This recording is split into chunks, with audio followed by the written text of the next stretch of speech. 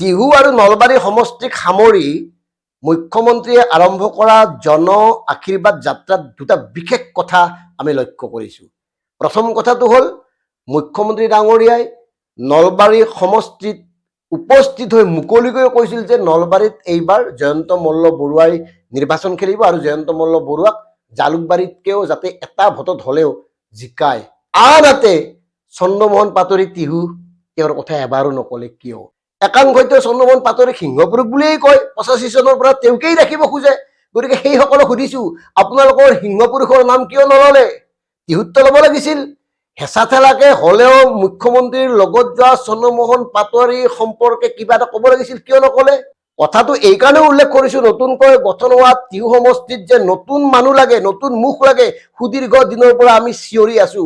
চন্দ্ৰমোহন পাটোৱাৰীৰ একাংশ চেলা চামুণ্ডাৰ অশ্লীল অভব্য আচৰণৰ পিছতো আমি একেটা দাবীতে অটল আছো। এইকাৰণে নতুন সমষ্টিত নতুন মানুহ লাগে। 85 চনৰ পৰা মন্ত্ৰী বিধায়ক হৈ থকা চন্দ্ৰমোহন পাটোৱাৰীক নালাগে। আৰু হয়তো নতুন প্ৰজন্মৰ কথাবোৰ হৃদয়ংগম কৰিয়ে মুখ্যমন্ত্ৰী ডক্টৰ হিমন্ত বিশ্ব শৰ্মা ডাঙৰীয়াই আশীৰ্বাদ যাত্ৰাত তেনে কোনো কথা নকলে।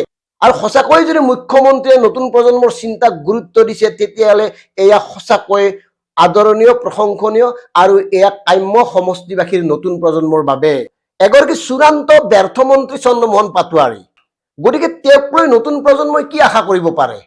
সুদীৰ্ঘ দিনৰ পৰা মন্ত্ৰী হৈয়েই আছে, তেওঁৰ বিকল্প কোনো এজন ৰাজনৈতিক নেতাক আজিলৈকে সৃষ্টি কৰিব নোৱাৰিলে। তাৰ পিছতো আকৌ চন্দ্ৰমোহন কিয়?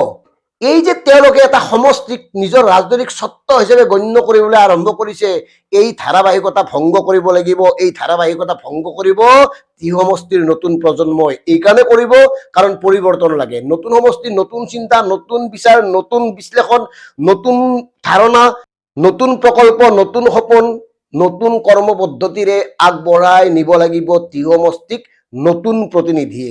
আৰু সেইকাৰণে কৈছো টিহু সমষ্টিত নতুন লাগে। আৰু মুখ্যমন্ত্ৰী ডাঙৰীয়া, আপুনি আশীৰ্বাদ যাত্ৰাত যি ধৰণে টিহু মানুহখিনিৰ মন জয় কৰিলে তাৰ কাৰণে ধন্যবাদৰ পাত্ৰ আপুনি।